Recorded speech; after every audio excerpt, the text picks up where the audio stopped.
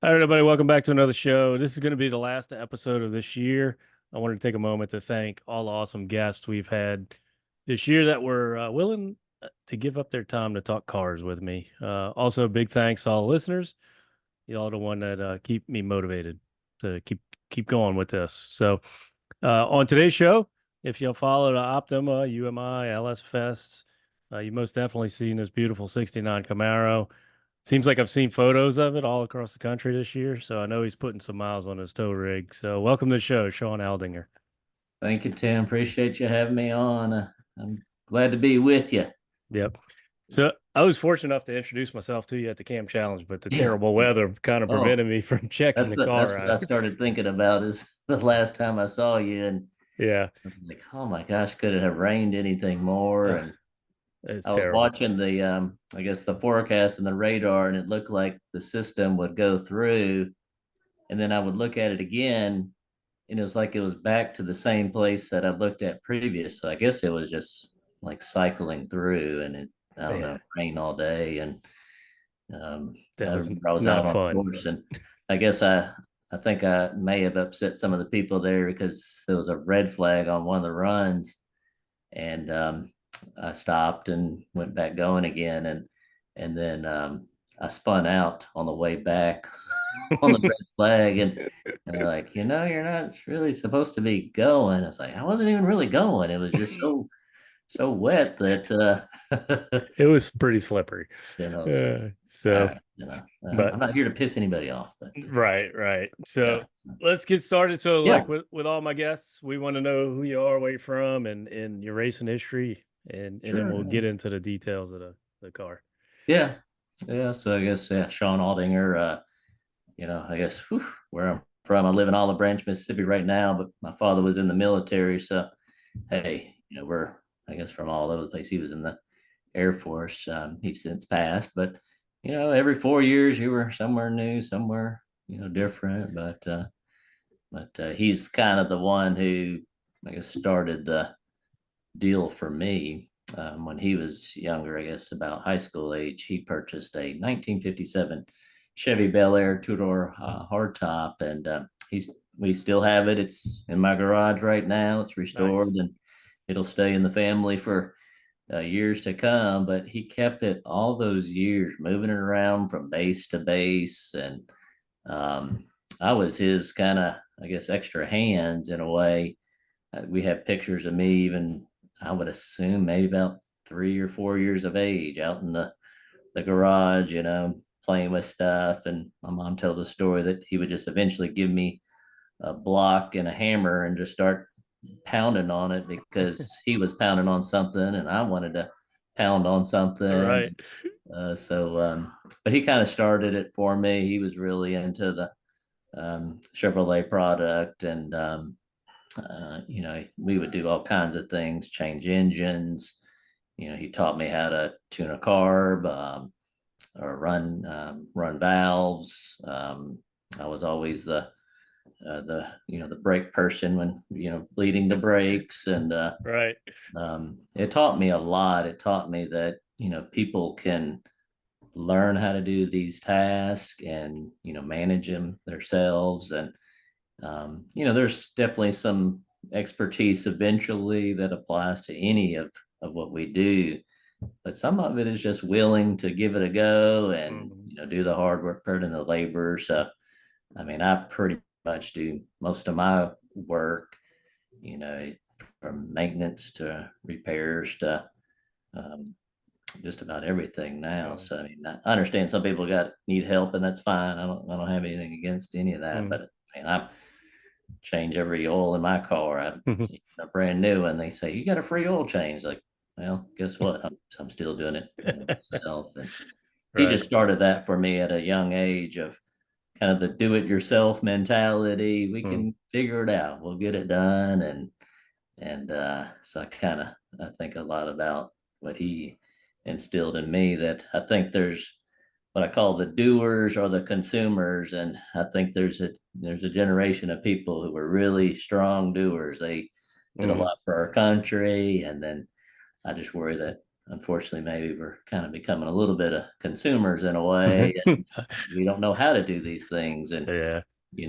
what happens to the generations to come? Do they know how to run valves? Do they know how to, I don't tune a carb anymore because all my stuff is Right. So you're connected, fine. but Yeah, I agree with you technology. though. I Yeah, mean, look, they have all these schools, and no disrespect for these kids that go to school for mechanics or whatever.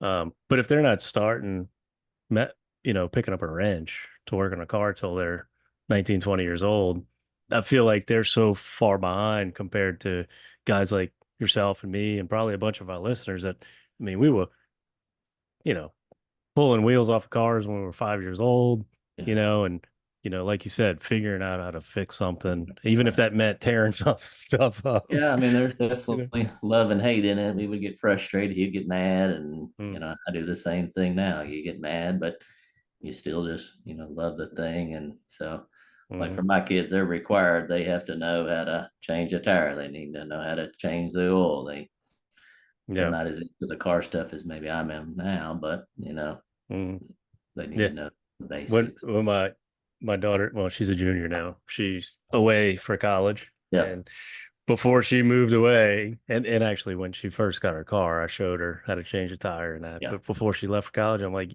we're going over this again. You need Yeah. to, Yeah. because if you're on the side of the road somewhere, Right. what are you going to do? It's Right. easy Yeah. enough. Just Right. do So it. Yeah, it's good for them to know. I think that's a basic thing. And I absolutely. just find it funny that I'll ask somebody like, we don't know how to do that. I'm like, well, okay, each their own. And Yeah. So did your dad do any racing or anything? Was it just he more did a little bit of drag drag racing race?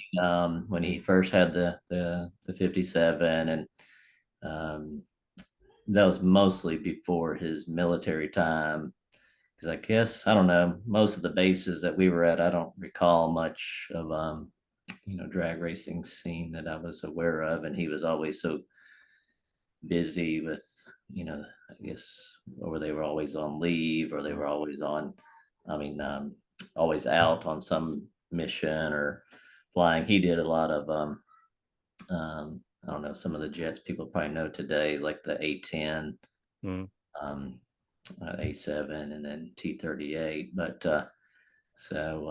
not much during my time. It was a little bit before I was, I guess, aware of it. And he said, yeah, he enjoyed it. And I don't know, at the time, he said he got it into the 12s, which, now numbers are not like, well, you could probably go find a car that can do, that pretty easily now. a But, minivan can do in that now. 1960, 50s and 60s with a, small block 350, what are you going to do? And, but, but he was really into the cars. And I guess that's kind of where, it Mm, built for me. And always, I don't know, again, I come back to all those days for me. But no, we never did much. I guess when I was growing up until, I guess, about high school, and that's where things really picked up for me. I was always looking for my car, and we kind of knew at that time that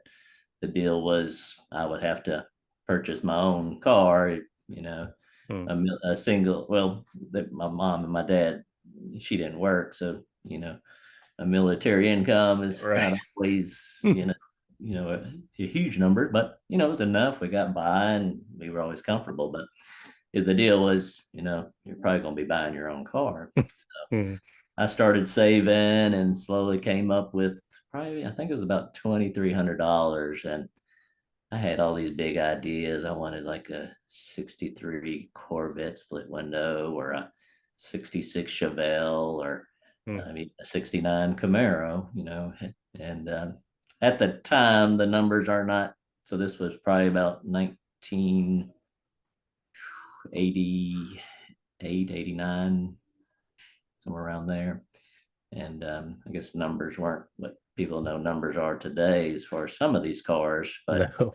they were still a little bigger than my $2,300. Mm, And we ended up finding a 69 Camaro that I was really interested in. But it was a drag race car basically. And my dad was like, yeah, 16-year-old. And hopped in the drag car is probably not the best starter car. And I was like, why, and I guess there's so many things you don't understand until you do. But eventually I did find a 1977 Camaro, all stock as can be, and great shape car. But, the 305 with 200 and something horsepower is an Yeah. automatic. And, no power, but it was a V8. And I had the idea I was going to put headers on it. And what was it, like the Flowmaster, or they're called Super Oh 44. yeah. Yeah. Um, Well, that was the muffler of the 90s, right? yeah, it was loud as anything. And Yeah.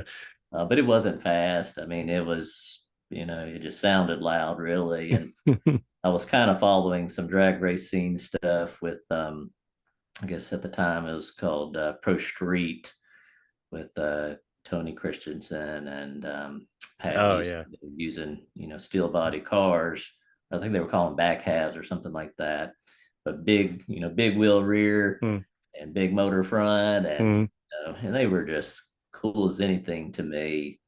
So I kind of simulated my car somewhat. I had some big rear wheels. It wasn't mini tubbed or anything, so the biggest I could do, and I don't even know what the dimensions were, but a big rear and a skinny front, and it looked pretty cool to me, and it sounded loud. But it's if it was a 14-second car, I'd be surprised. And mm. um, but that was kind of my interest at the time. Was I thought, yeah, I want to get into drag racing. And most of all, what I was seeing was through TV or Hot Rod magazine, Mhm. or like Chevy High Performance magazine, and that's where I got all my um, stuff. But about that time, my father retired, and we moved to Memphis, Tennessee, which is just north of where I am by a little bit. And they had a little more of a scene, and I would go to some of the drag racing. But I never had money, and Dad wasn't gonna, put a lot of money into doing some drag racing. So, it was what it was. And Mm. but I, I I remember just slowly, and I guess it was whenever pro touring started to become an idea. I was again watching uh, TV and magazines, and just seeing stuff by Mark Stilo and Kyle and Stacy Tucker with Detroit Speed. And like, wow, that's pretty cool. Can you make a car, handle? And I knew my car didn't handle very well. It was just, it looked kind of quick, but, Mm. didn't turn or Mm. anything. And I just thought, wow, that's to me the next thing. And um, I guess I had went to an event. Um, well, I guess this goes, it'll go further ahead. So I guess I need to pause a second. But yeah, just kind of watched the pro touring for a little while, and thought I was going to do something with the 77. But it was time for, getting out of high school and going to college. And, Yeah. I went to Ole Miss. I may know it as University of Mississippi. And Mm. I rolled down there in my 77 with loud, somewhat looking like a pro street car, and everybody else is rolling in a Toyota 4Runner, a Honda Accord, or like I probably don't, look like it, fits very well. But Not at Ole Miss, no. not at all this, not at the time, and I didn't know much about fraternity stuff or anything. It was the best, closest school for me, and it fit, and it worked out because that's where I met my wife. Um, but I was like, man, this don't look, like the standard, for Ole Miss fraternity car. But you know what? I Who was like, cares?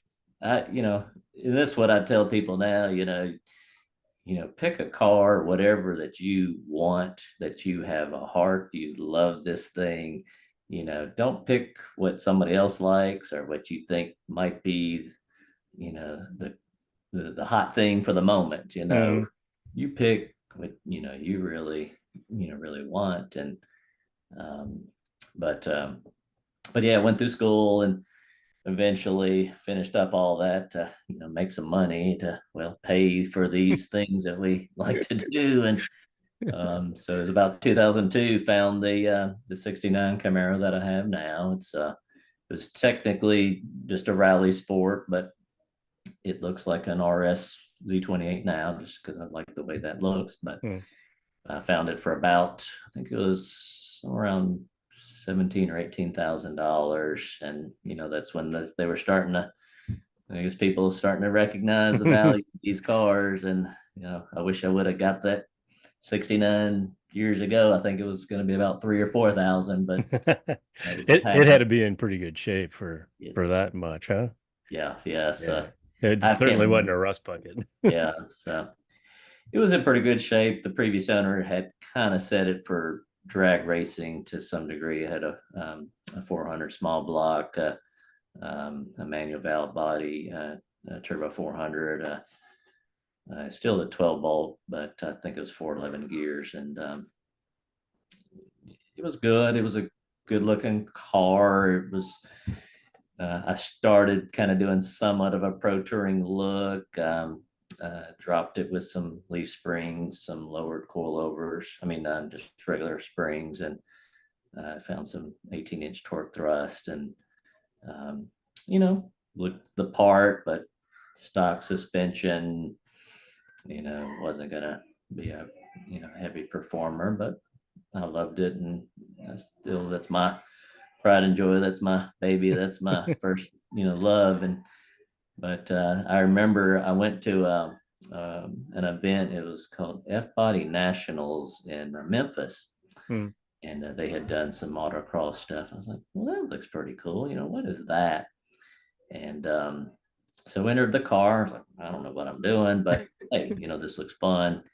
And they had a lot of good people there. I can't remember all that I met there, but I remembered meeting Rich Gregory.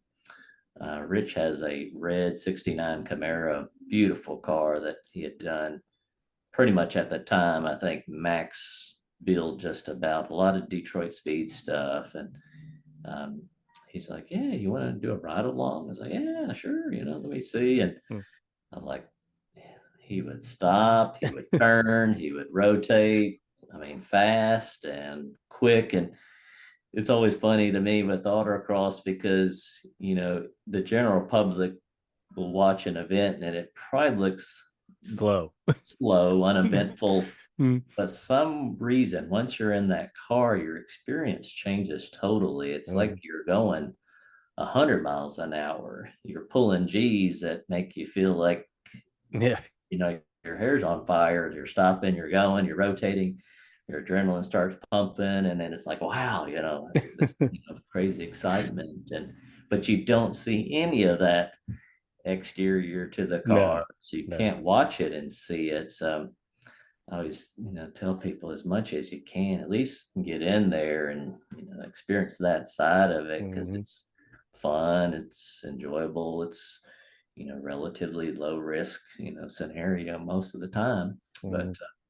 but that's when I ran with Rich that one time. That was kind of like the game changer for The me. I was like, hooked you, huh? oh boy, this is what a older car can do, and I gotta I gotta do this. This Hmm. is what I want to do now. And started doing some local SCCA stuff.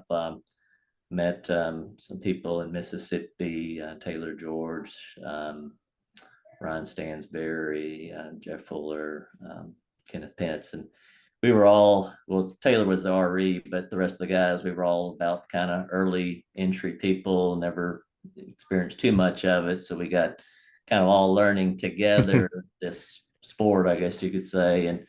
And we probably weren't very good at the time, but we were getting better. We were learning, and we were all excited about it. And it was fun to go to an environment that you meet somebody who, you know, you all come together, kind of friendly competition, and it was really good for me. And I'm thankful for that situation. And I probably wasn't probably very good. I think I was maybe mid to rear pack most of the time, and what do you expect as a beginner? But Mm. I took a couple, I guess, racing schools. I think the first one, I don't even think it had a name, but it was run by a bunch of the local autocross guys, and they put us in situations of doing skills like, how to look ahead, make sure you're turning, looking ahead, keep looking ahead. And I was like, I'm looking ahead. Like, no, you're not looking ahead far enough.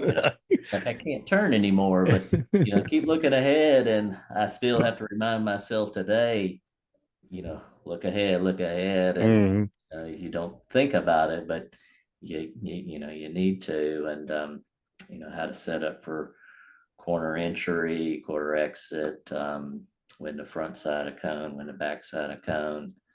And I think that first class really helped me step up maybe a little bit. I Mm. used that information, and I probably didn't recall all of what they had told me the first course, but at least enough to say, okay, I'll take that, build it up, and then go. And then I took another one as an Evo school, and I remember Tara Johns was there helping us, and just taking it a little further of, what speed to enter, what speed to exit. And you'll hear people say, slow in, fast out. And I don't know if it's exactly slow in. I think it's the right speed in Right. creates an environment for you to exit out at a better pace. And Mm.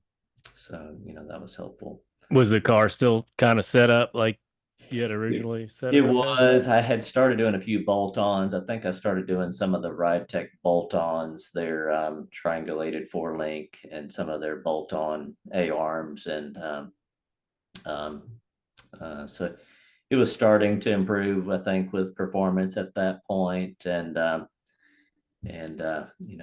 think to me it was a fun car. Is still the 400 small block.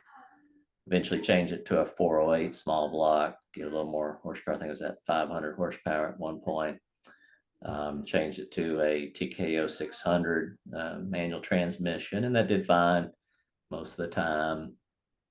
But I guess I started seeing a lot of Optima stuff, and just really thinking, man, I want to take the car to another level. And Okay. I took it all apart, frame off, everything was removed. Now it's a Detroit Speed subframe. They're four link with a track bar, subframe connectors. While the motor or the clip was out, I was like, okay, well, time for the new motor. And guess what? LS Yeah. motor. And at the time, it was a Blueprint Engines 427 LS based, and it did good, 600 or a little over 600 horsepower. Went to the Bowler T56 transmission. It's now a Ford 9-inch floater rear axle. Put in a roll cage, 6-point roll cage. A friend with Ardent Fabrication did that for me. That's the one thing at the time I was like, I don't know if I wasn't comfortable with TIG welding at the time, or bending tubes. So I was like, Mm. I want to do that part. But so I did get help with that part for my car. So Mm. fixed the body up as straight as it can be. I basically painted that car now. The 69 Camaro painted. I just painted it one more time just last week. That would be my 10th time painting that car. Oh, It wow. always looks the same, so no one will know that other than me saying it right now. But it's the same presentation. Just I wanted, and I'll tell you later. But I hurt some of the car one Mm. of the last events. But yeah, so get it clean as can be. And but somewhere around there, I just all of a sudden just started things clicking for me. I feel like I was starting to perform really well. The car and myself, we were like becoming, I don't know, this team of one. I knew what it was gonna do, and it would tell me, what it could do. And it wasn't like I was necessarily winning a bunch of events, but I was, I guess, points champion for the Mississippi region for a little bit. I did the same with Arkansas.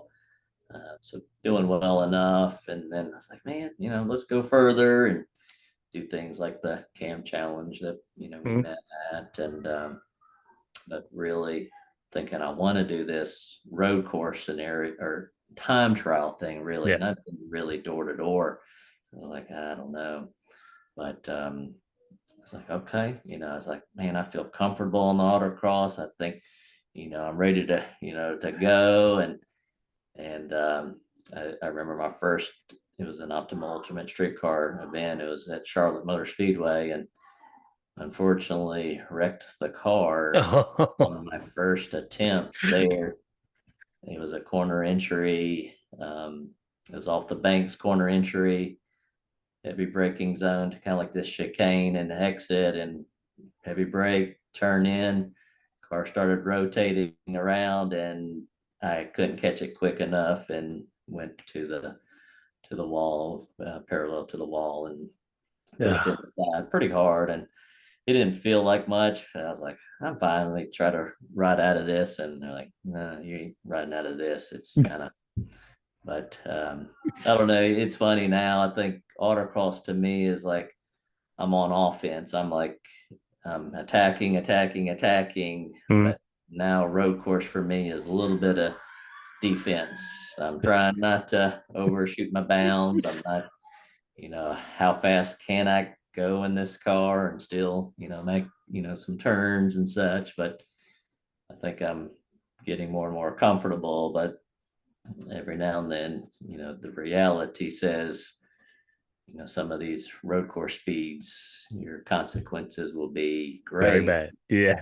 So this car's, I've had it at Daytona on, we did basically what you do for a 24-hour course at Daytona. Hmm. And I didn't look at my speedo much, but a lot of the cars were 140s, 150s, and does that sound like a lot? Maybe not, but for That's some of these fast. cars, it can be.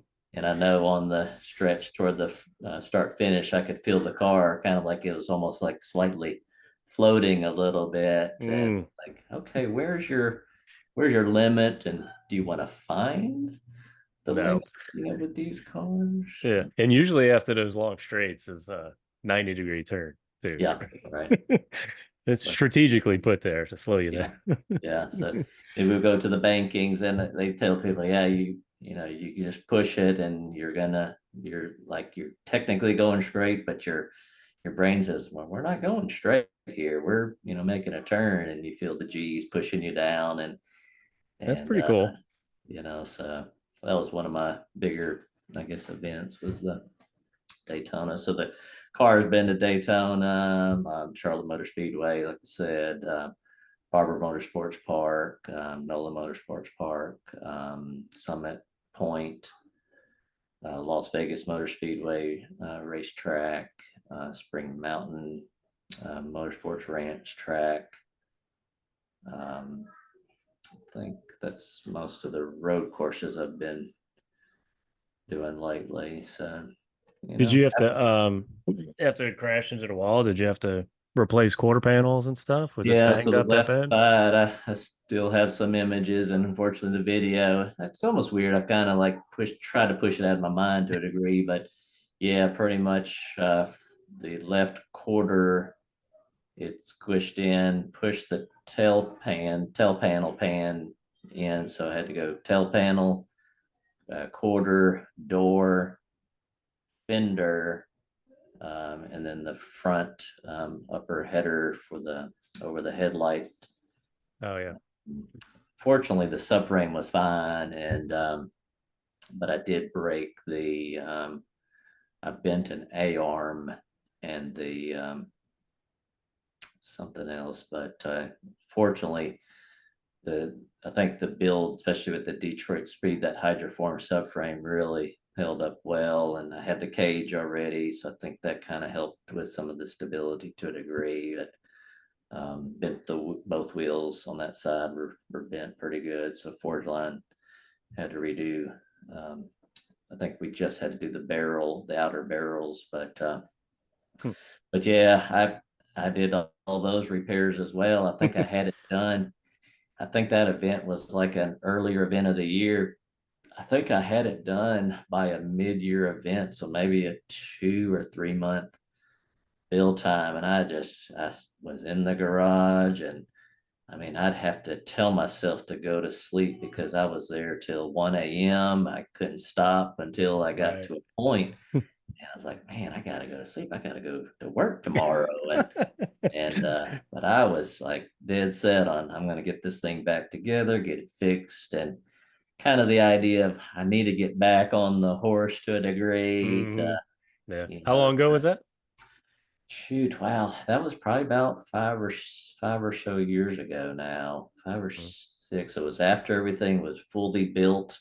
I mean, the car was pristine as it could be, and dang it, heard it again. But um, so that was my one of two incidents, I guess. Yeah. Well, there was one just prior to that. Now, oof, dang it. It was Memphis International Raceway. They had a road course set up, and it was part after I guess, what do they call the S's or the M's, and you turn left, and there's a tire barrier, and I turned left, was fine, turned right, started over rotating, and pushed into the tire barrier. Fortunately, that was minimal. So I don't know. I guess there's always a risk with these, higher speed Yeah. events. So you have Mhm. to accept. And I understand, some people are, are fine with taking that risk. Some people are not fine. And hey, each their own. I keep thinking that in my life, I want to say that I've done all the things that I wanted to do. And Mhm. I see people of different ages who say, "Hey, I wish I would, I wish I could, I wish I Yeah. should, done these things." And none of us are getting younger by any minute now. And what if eventually our dexterity or fine motor skills or abilities start to decline? Do you suddenly say, "I'm going to jump into that now"? Probably No. not. No. No. I know I'm past my window of, no one here is getting, a contract with any series or anything like No. that. And it's, so I just want to say that, I've run everything I want to run, and, and enjoy it. It's still, to me, road course is kind of scary, exciting. It's like this, whew, I'm glad I got through it, and I didn't hurt anything.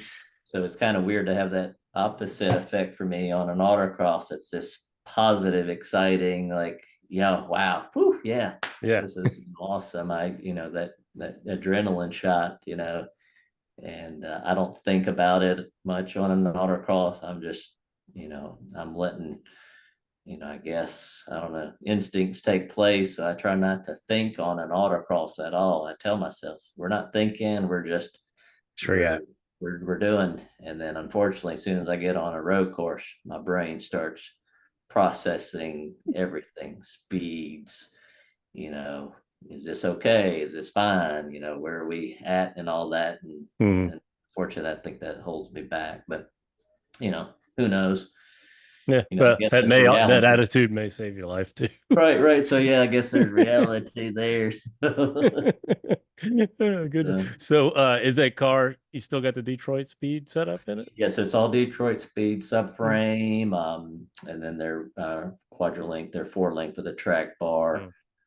I'm doing Viking coilovers. I really like those guys. Chris King has been great, and it's just great to have people that you can pick up the phone, you can text, you can call. They're going to answer. They're going to answer a question. They're going to help you, with your build. And I'm just seeing that more and more, that I realize I think all of us should really pay attention to that huge of, use people that they're willing to talk to you, they're willing to help you, because there's an industry that I don't necessarily care about that. And Mm.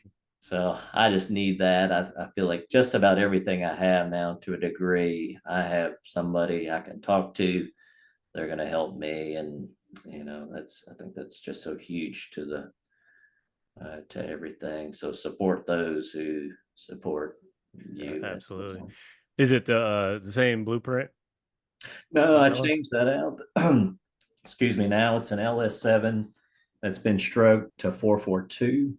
Oh, It's nice. built by American Heritage Performance. They're out of California. They do a lot of LS7 head builds for Mm. people worried about the valve drop you can get with the stock LS7 head. But uh, it's an LS7, but it's on the 85 right now, and it was engine dynoed at 730 horsepower.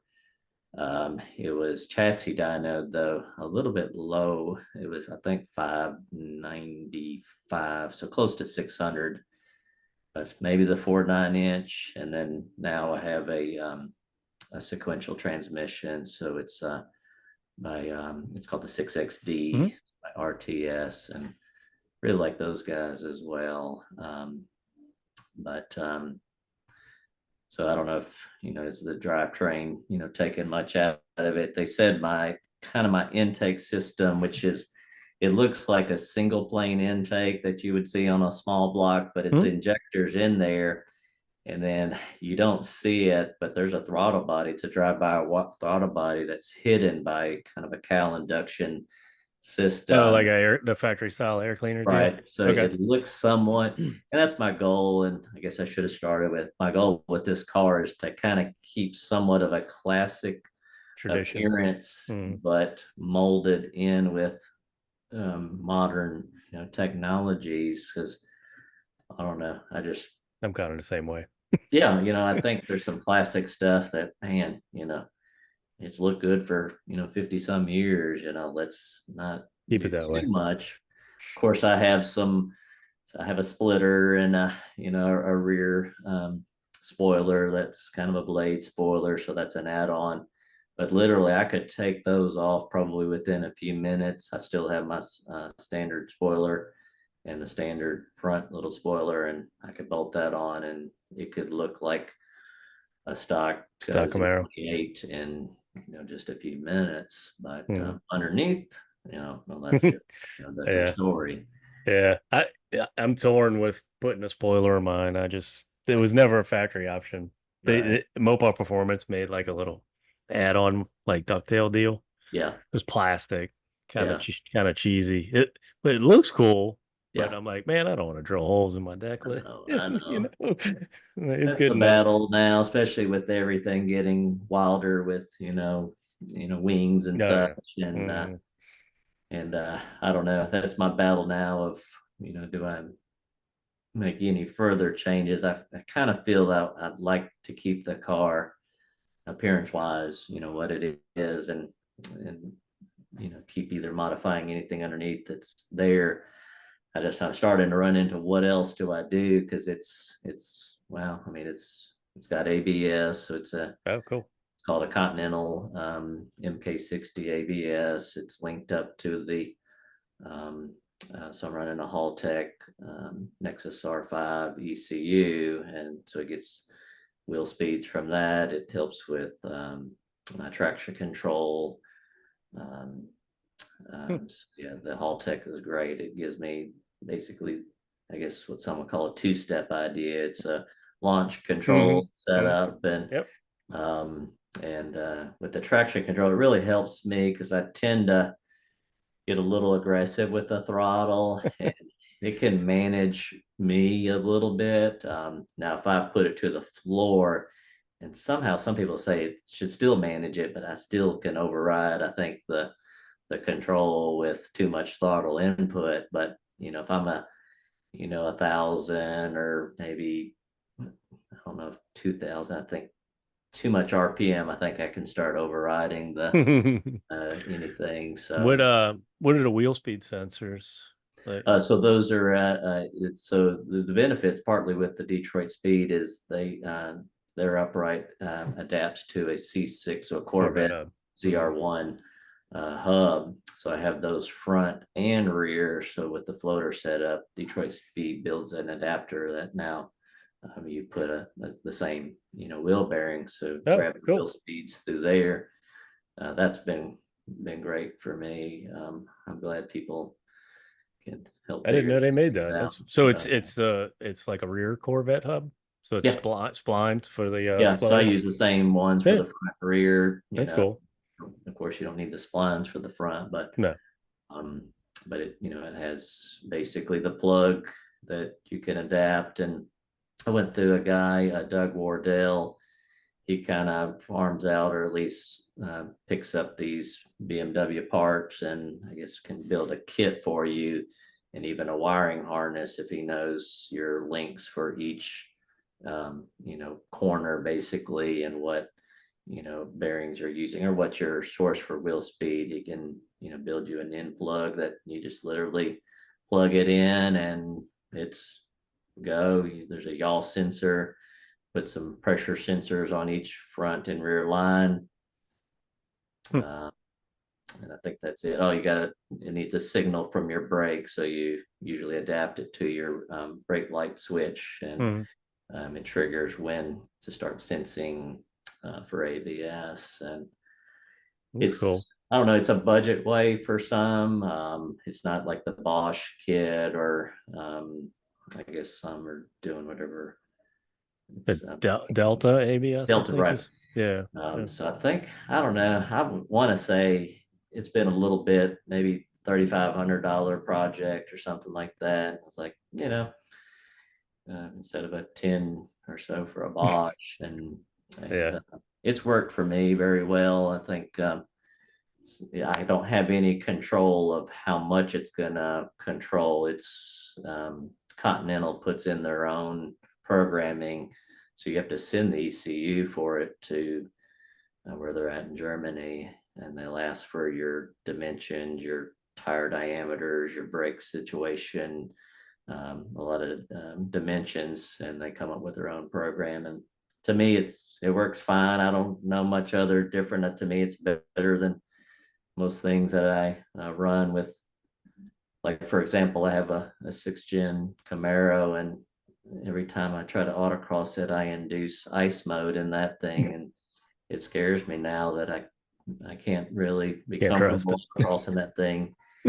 Technically, people say you can still induce ice mode in MK60. I haven't, to my knowledge, so it just feels really well. I dive into corners now with little fear that I'm locking up any brakes. Mm. It's going to help me stop, and I'm going to be able to turn, and Keep you off the wall. that's going to be right, and it'll keep me off the wall. I wish I had it, years ago, Yeah. um, but yeah. So yeah, the ABS, like I said, the sequential, um, everything Did you else is. do all the wiring for the ECM and everything? Yeah, I did all the wiring Yeah. myself. I did have to have help with programming. That's where I'm definitely limited. Got in contact with Rick Nelson at Haltech, and he did a lot of remote tuning. Great guy. Went up to their place in Lexington, Kentucky, and we did some dyno tuning, and that's where I tried to play with it before. I had I guess a Holly Terminator X before, and tried to do a little bit. I'm just not to that point of tuner. Mm. So, and I think, to me, Haltech looks a little more. You kind of need to know where you're doing. It's Mm. Some of the dashboard looks pretty friendly to me, but I think you need to know what you're doing with that. They do have some kind of starter programs, but I think with what we're doing with these cars, you need probably a little bit of help. But yeah, I did all the wiring. I guess, again, I try to do as much as I can myself. I feel like all projects have a cost to them. Mm. Maybe about half of it is materials, and maybe about half of it could be labor. Well, I'm the labor, so I don't pay myself, so I Right. don't have to worry about that side. But well, there's always some material cost, and you just Yeah. gotta deal with that. So, but at Let's least I know now where every you know wire goes. I know where every fuse is. mm. If there's a troubleshooting, I kind of know where to go scenario, and I think that's helpful, at least for Yeah. me. And then Yeah. it's all on my time too, so I'm never waiting on, well, when are you going to get my project done? Right. Or, how Yeah. quick are you? It's funny how when you're waiting on something, time sits still and you're Yeah. like, when are you going to have it done? When are you going to have it done? But when you're doing it, it's like, man, this is quick. I'm doing, the Mm, time changes. It's mm. just all on you and do it as quickly as you can. And so, I want to talk about yeah, that's the sequential. So yeah, yeah. it's clutchless shifting, right? Technically, so you do have to clutch for when you're going to first gear, or if you're going to go to, let's say, reverse. Yeah. But once you're in first, you've clutched off and now you're going. Yeah, you don't have to clutch. Every now and then I will, if I'm just trying to change maybe a bunch of gears rapidly. If I'm kind of going down, reducing speed, I'll do a clutch in to go boom, boom, boom, boom, pop it down, Oh yeah, really yeah. quickly. Mm. But yeah, um, yeah, it's helped me a lot. I think I don't know if my most important part for it was, especially with road course and corner entry, braking zone, to when are you going to shift, Right. and I couldn't really get comfortable with the heel toe idea. I was like either like 90% brake and like this funny 10 partly percent, Mm. throttle input, and it was never enough to, get the RPM to where it needed to be for the shift. So I ended up either braking really early and then shifting, or waiting to shift as exiting. And it was just always like, okay, which one am I going to do first? And my brain Right. said, You still have stock like Camaro pedals and everything in it? no. So it's been modified as Oh, well. okay. So it's a Tilton pedal assembly. Okay. So with a brake, I guess, balance bar. So Mm. I have technically three master cylinders, one for the front brake, one for the rear, and then one for the clutch. And I built my setup to where the brake pedal and throttle is pretty close, but it's still So like, when you're coming into a corner hot, what are you doing? Your brain says slow, slow, slow. right. Let Yeah. me get fully on the middle of this pedal, Yeah. give everything I got. And how can you say, all right, we're going to do all of that All of them. plus, little. So that's where I think I really wanted the sequential, and I really thought it would kind of help me with um, certain high rev shifts, because I was every now and then missing a shift if I was just maybe not clutching in fully, or especially second to third. But um, so it's really helped me with that. And I don't know, some others have commented that they've observed that that's helped me with some of things like, for example, a speed stop, or something where a quicker, first to shift would maybe give you, a tenth, or a, 2/10 of time quicker. And, we're Mm. fighting over tenths and even hundreds and Mm. sometimes thousands. So a little tenth here and there, you know, where's the advantage? So, Yeah. uh, Does it ever upset the car on autocross when you shift? not too much. Every Mm. now and then it fools with the traction control starts, wondering what's happening as it hits hard, picking back up after the shift.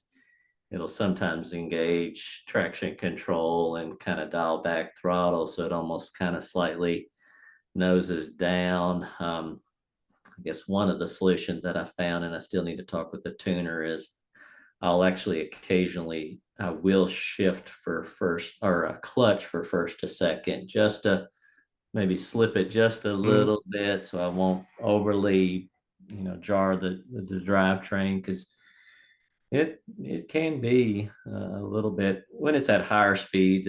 It's not much of any jar, and it's just really smooth. It's like boom, boom. Actually, um, it's just butter really for Mm. higher speeds. It's just occasionally, I think, when we're doing autocross and we're hitting a high RPM, and then the turn maybe somehow, I don't know if it's feedback through the rear or something that just doesn't let the disengage the ECU send the signal to the coils to not basically fire. Yeah, So blip to yeah. and then and then and then it's supposed to pick it back up over a certain period of time, but occasionally it is a little bit jarring. So that's where sometimes I will do the shift. So first for sure, but occasionally first to second. But I'm gonna work with the tuner, see if we can do some things to Yeah. iron that out a little bit. This is basically my first year running the sequential, so I always felt like I'm kind of learning it, and what do I need to recommend to change? And I guess that's where my Right. communication with the tuner's been really, really good. So the shifter's got a strain gauge in it for Yeah, the yeah, strain yeah, gauge. So yeah. I mean, it don't take much. I mean, literally, if you touch it, it will send some signal. So I have to Right. remind myself. I'll actually kind of at times like make my hand large enough around there that I'm not even holding it, but I'm close enough because I don't want to be too far away. Like, okay, where's it at? I kind of know it by now because over a Mhm. year's time, but I'll just kind of hover around it because I don't want to touch it because it'll sense some signal and it'll start either the process of a upshift or a downshift, and Mm, you don't want that at that time. So yeah, it's amazing how sensitive that yeah, that thing is, and I yeah. guess it needs to be because it's got to send the info, to the ECU to Right. be able to do what we're wanting it to be. Right. Yeah. So for those that don't know, these sequentials, they have a strain gauge, which is uh I won't get too technical about it, but it's a variable resistance is what it is. And it puts an output to the computer, and then the computer senses that change that you're pulling on the shifter, and it'll cut spark to the engine for a split second. And it allows you to just pull it right in gear. Like you said, it's butter. We go right Yeah, in. it can And do. yeah, it's a lot of drag racers use that too. I Yeah, think the guys that run the sequentials, and yeah. you can hear the pop when you're going down the drag And that's strip, what, you yeah, know. people like, is that right? I was like, yeah, and It is if you're shifting, not if you're just yeah. resting your hand. I know I keep Yeah, asking the tuners, like, are we okay? Because I don't want that popping inside something that's gonna, yeah. hurt. And they're like, we got it figured out. It's just fuel exiting that's hitting Mm. the exhaust Hot manifold. exhaust. And Yeah, I guess the temperatures are enough to yeah. light it off. And it's already exited the chamber. So, Mm. we're fine. So, Probably more commonly heard in yeah, motorbikes, yeah, because I mean, motorbikes been having push button shifters forever, and you can yeah, hear them just popping going down, as they run in through the gear. So yeah, it's kind of neat to see a car do it now, yeah, yeah. especially a muscle car, not some Yeah, yeah. sprint So deal, there's a few people, doing them. Smitty and his Camaro, Bottenfield and his 69. There's definitely some others doing them, and I guess all these people now are trying to push the limits of these cars, and Mm.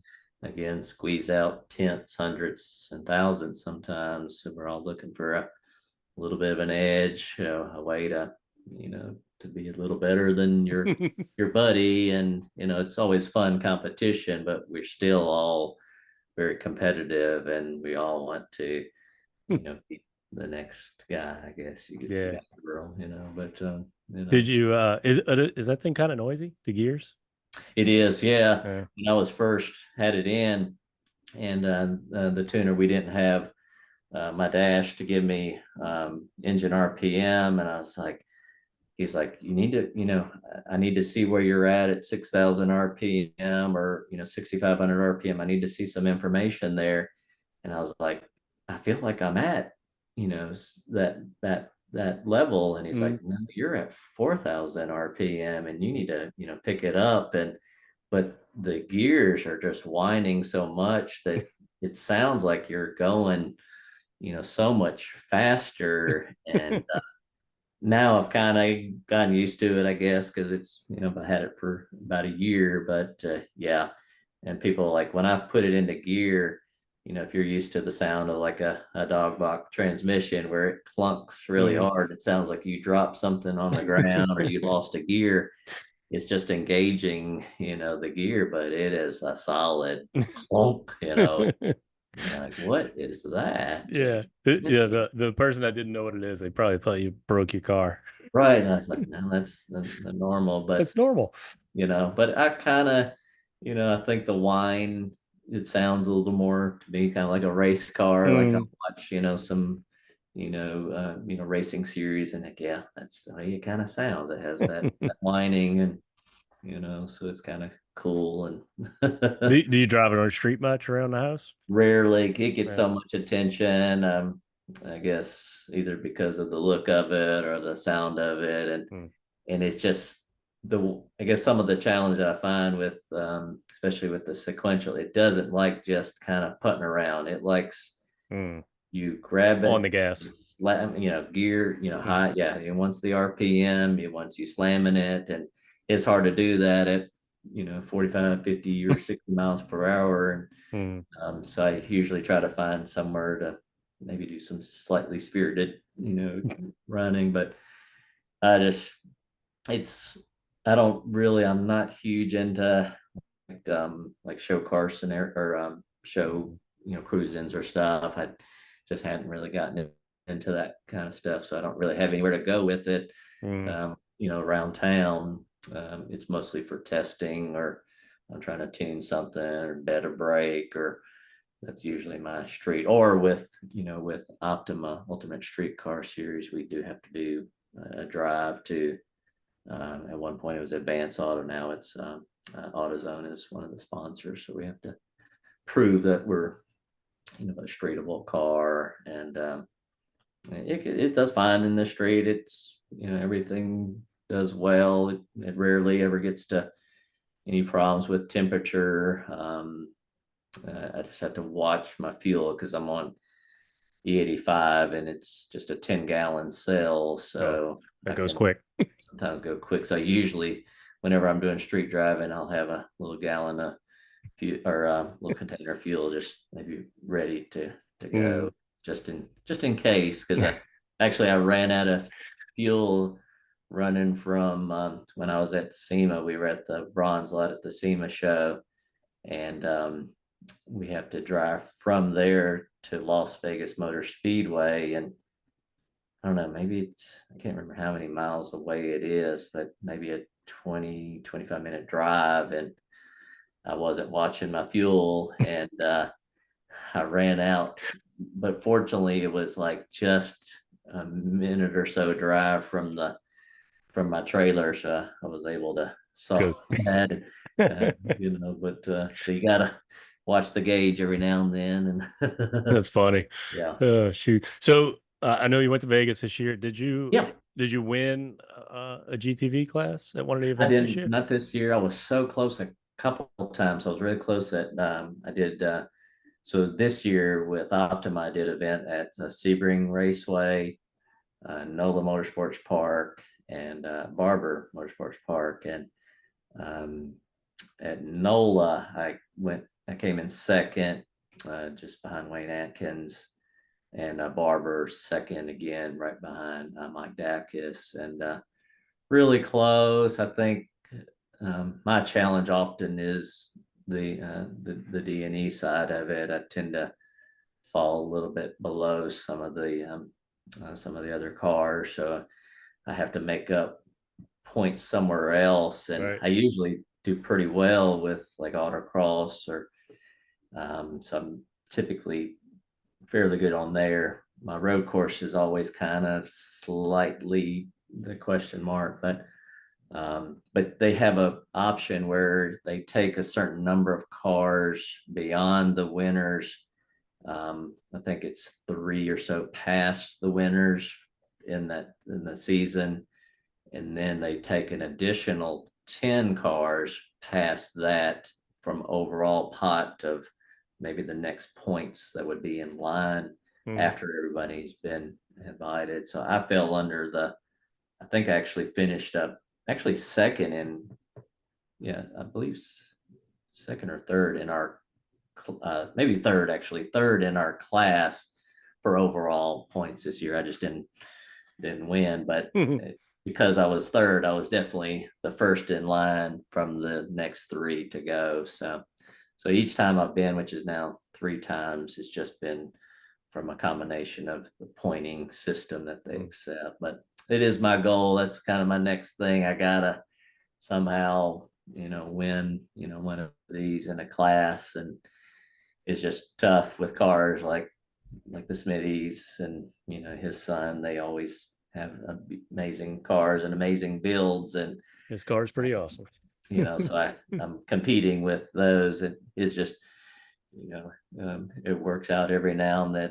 Some combo of other attendees are not there, so if one of them is not there, then okay, maybe the door's slightly open, or but these are all fast cars, great drivers, amazing things that we're all just trying to do our best, but we kind of win. It's all for fun. There's no doubt about that. We're not winning, much money or anything. Well, really no money, and that's no money that series. But I did win a little bit of money this year at UMI, the King of the Mountain event. So oh, did you? I'm placing third, third in my class. So oh, sweet. So every now and then it's like, hey, cool, it ain't gonna pay, and it's not gonna make a living here, but No. it offsets the cost. I'm still negative cost, but it was at least neat to see that. And, it's kind of a surprise there. So. I won the grand champion at Mo Party, and that comes with $1,000. So that was my other win. Yeah. So grand champion Ellis Fest, Texas this year. So. Oh, you won that one? Yeah. So yeah. Awesome. Did they give $1,000 at that one too? It was something to that degree. I can't remember. I thought I had it up on my desk, but I think that was about right. And then I did see a post about that for you, and I think we got basically the similar trophy, that tall thing. Yeah. And then the money. Yeah, it's the first time I ever won anything car related. Besides a trophy at a car show, but those, so what? I can make stuff pretty. Yeah. So so that was cool to win that one. My next, I'd really like to do well at Ellis Fest East. That's that's a pretty big one. I would like to do well in, and there's always something I can't seem to put every event put together. Lately, my challenge was actually the drag strip. I just can't put together. Even with the traction control, I was still doing a lot of slipping, and I don't know. I'm still trying to figure out why I just can't put a great quarter. My best was in this car has been like an 11 and a half.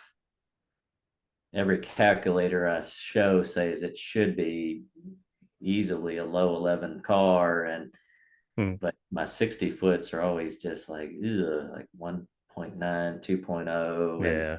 And I'll get some top end speeds like 127, 128. Oh yeah, that should be low 11.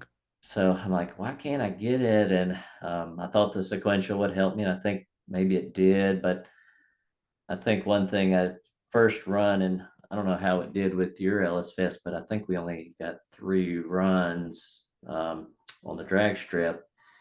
In the first one, I forgot you technically with this traction control setup, you need to turn it off for a moment while you do a burnout, and then turn it back on.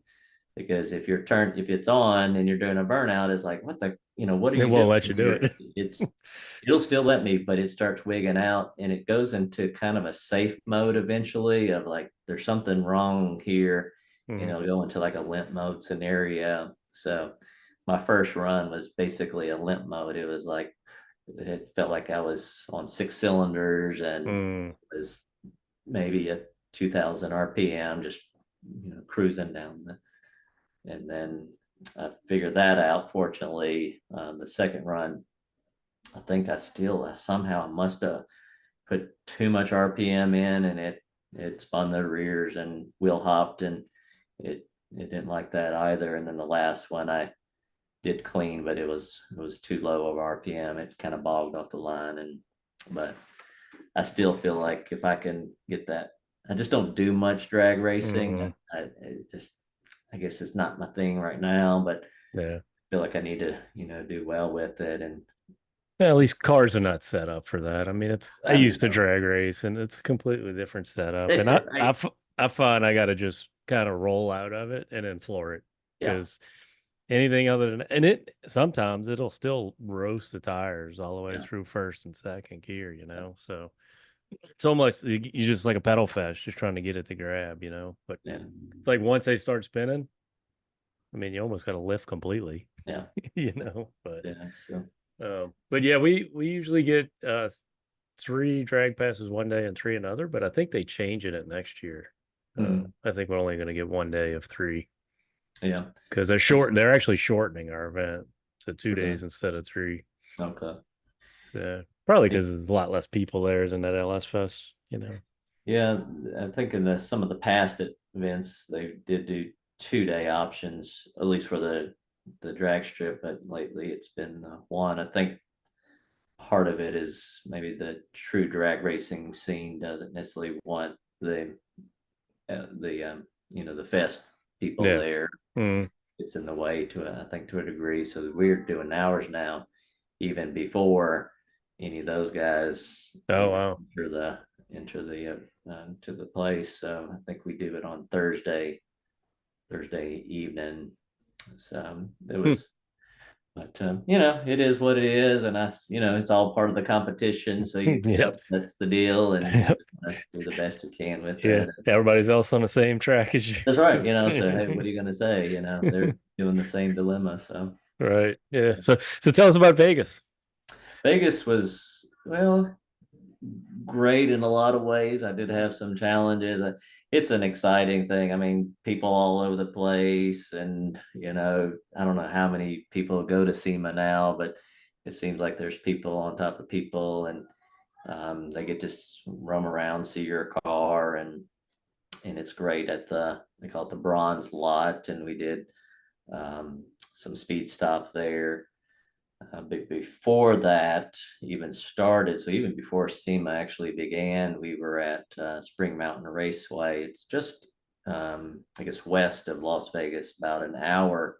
I had never been there before, but great track, very technical, a lot of ups and downs, blind turns. Uh, Looked to be really fun. Not terribly high speed. I don't know what high speed everyone else got, but I was assuming maybe 120 maybe was been a high speed at certain sections. But unfortunately, I hurt the hurt the car on the first flyer lap of our first session there, which was the very beginning technically of the event. I I separated, so I have a 4 9-inch floater, and there's a bracket that attaches to the rear caliper, and that bracket just blew apart, and I literally for a moment had a feeling of no brake. I was going to it was a relatively fast corner entry downhill, an off camber turn, very slow exit, and it was feeling good. I was like, this is a flyer. I'm going to be, doing great here. And then boom, it's like the car started shaking a little, and I was like, is that ABS? But all of a sudden it released, and I just pushed out into the gravel, and thankfully it was a really wide runoff area. Didn't touch anything, but the way the course is, there's a lot of big boulder looking rocks, and I got back on course, and all of a sudden the car was shaking like I thought I lost a tire or something, or blew a tire, but found a little exit spot to cool off and at least get off track, because all these things you get about a 20-minute session and your buddies are on the course. You don't want to hurt their session by bringing out the crew, the safety crew to pull you off. So you're like, I want to get out of here and get to a zone, and they have these pull off zones. And but unfortunately, I couldn't do autocross because I couldn't repair that in time. So, and I couldn't finish any of the autocross, I mean, the road course session. So I basically got no points for that. And it was a little down for a moment, but I was like, all right, what are we going to do here? We're going to put back together what we could. And I ended up I didn't have that brake side. I just sealed off the line, ran off of the 3 brakes at least to drive the car to the SEMA show. And fortunately, Detroit Speed helped me get the bracket in that. I guess I hurt the car on a Sunday, so I was able to get the bracket on a Tuesday to be able to do the speed stop on Wednesday and Thursday. So that was kind of like a win for me to be able to get the car back together, at least drivable, and at least do that part of it. So a little highs and lows, but it's so exciting to be there. I don't know, those who maybe been there can, all the, the vendors, all the products that you probably use, they may have a representative there, a booth, and you get to see people. I saw Richard Petty signing some stuff. All the builders that, people, hear about are there, and their cars are out there. And Optima kind of does some variety stuff. I didn't see Tanner Faust that I could tell, but he's usually out there drifting cars, and they have a bunch of other people drifting cars, drifting motorcycles. Uh, so a lot of variety of activities. So it's kind of a big show, let's say, and it's kind of fun. I hope it keeps staying exciting for me as much as it has been. I've talked to some people that say eventually they kind of maybe don't have that continued excitement, at least with the show part of it, because maybe you see your same old things eventually, or I don't know, but I don't know, part of it, sandwiched with the Optima series just kind of makes it to me a big weekend, deal, right? And a big event. And I hope to be able to win my way in this coming year. So since you'd never been on that track, did you just kind of look at the overview of it to kind of get an idea what you were getting into? Yeah, so I watched a ton of. In the past, I've used my kids their Xbox, and I think it's Forza 7, and try to find a course and play it video game wise, but I didn't have time, or I didn't find it on theirs. But so I just ended up watching video after video after video, and thankfully on YouTube people are showing their stuff, and there's a few people who do like these instructor like tutorials of look for this or look for that. And I basically got in my head memorizing what each turn would be. So fortunately, there they have it labeled around the apex of corner 1, 2, 3, 4, 5. Oh, they put the cone on the apex. So so at least I could, if I got out of sequence or something, okay. So like I knew what turn 5 would look like, and or turn 12 would look like, and those were my key 2 points to set me up for certain next parts of the course.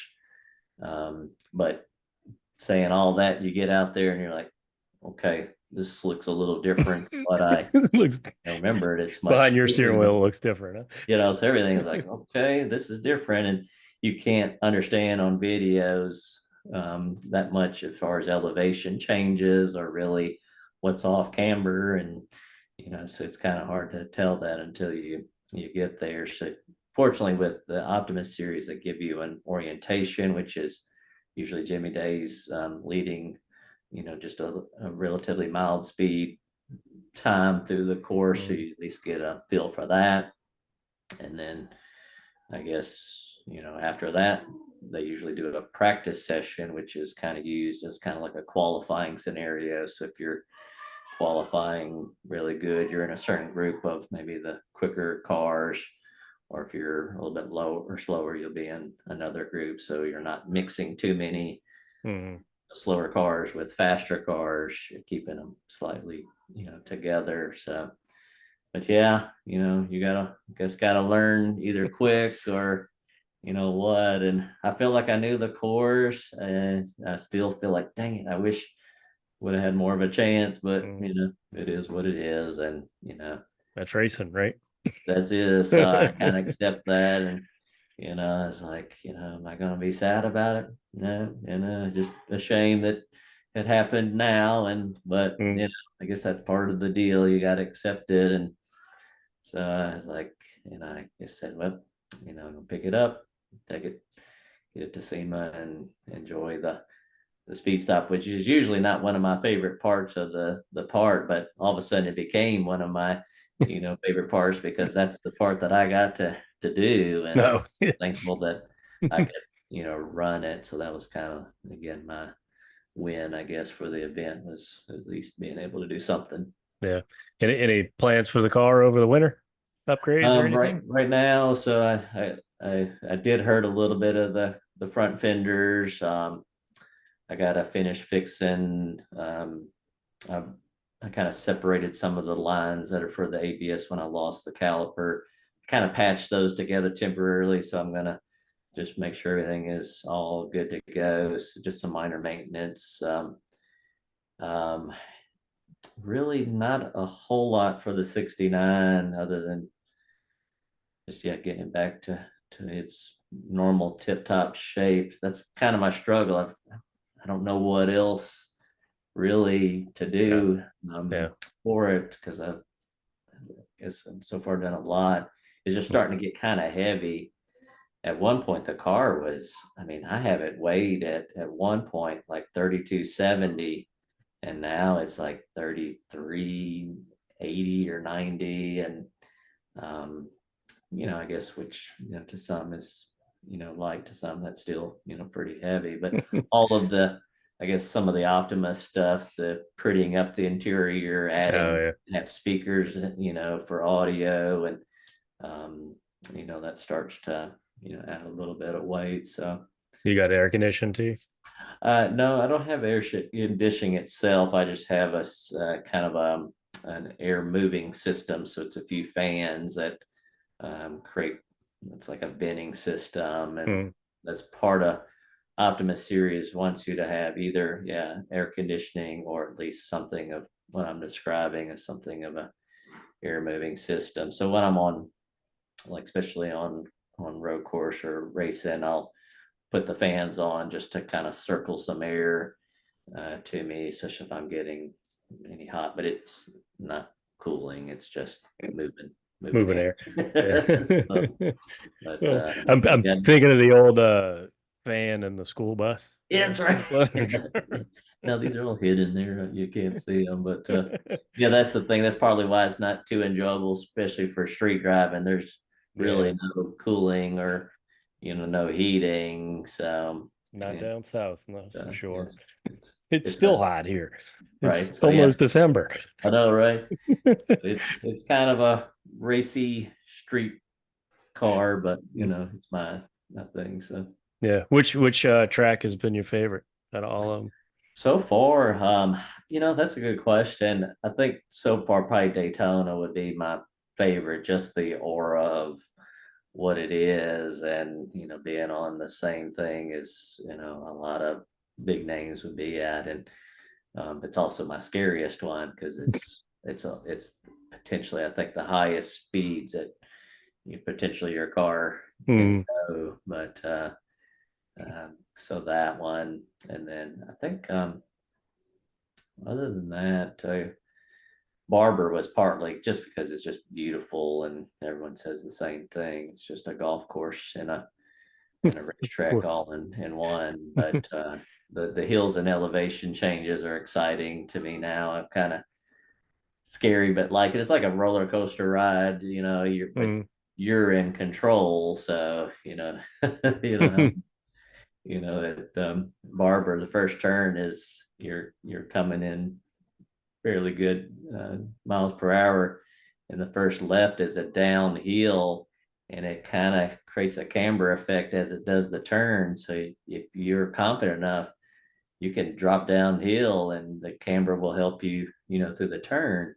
But for a second, you're offloaded almost, and your car feels like it's light. Oh, And wow. okay, what speed am I gonna, enter these things? So, Mhm. but It's I cool. guess, I've only ran around NOLA, and which yeah, is dead flat. yeah, dead flat. But I enjoy that because I feel like that one's a relatively, I don't know, is safe the word, but that's really the only area of concern for me would be the entry to the straight. If you were somehow wild enough to, go off to the left, maybe a slight concern, but Yeah. Yeah, um, that's definitely the closest wall right yeah. there. So, but Yeah. yeah, fun track, good high speed on the straight, and some enough technical to keep it exciting. And so I think potentially that might be my next place. It sounds like the Optima series may have that on their schedule for next year. No, So, good. so I Yeah, don't they know. were it was what, March or April this year, wasn't it? Yeah, I got to Uh, look again. I think they in the past it's kind of followed whenever the SVRA or Trans Am series with hmm. Speed Tour is ever there. So every now and then I'll just look at what their schedule is and could it be that we're there at the same time. But Yeah. um, it's just sometimes it's really rainy there, and sometimes it's I was gonna go spectate this year just to go check out the cars, and I think the weather was just crummy. And I'm yeah, like, I'm not going. yeah. I'm not going to stand in the rain. Yeah. What was wild is it looked really bad, but I think we stayed mostly dry the Yeah. entire time we were there this year, other than maybe some people got impacted one Saturday morning for some of their autocross, but I think it was wild just seeing everything around as far as the system, and but we're relatively dry. Yeah, that's where I go autocross, and it's been Oh, like cool. that Yeah. plenty of times. So, Yeah. Yeah. yeah. So, Yeah. well, we can start wrapping this up. Do you have Yeah. any sponsors or social media with people? Yeah, so right now, Viking Performance and great stuff. I'm running their front coilovers and rear coilovers, really easy adjustments. I can understand the rebound, the compression. My rears are technically the four-way, which have high speed and low speed. So I'm steadily always dialing those things in.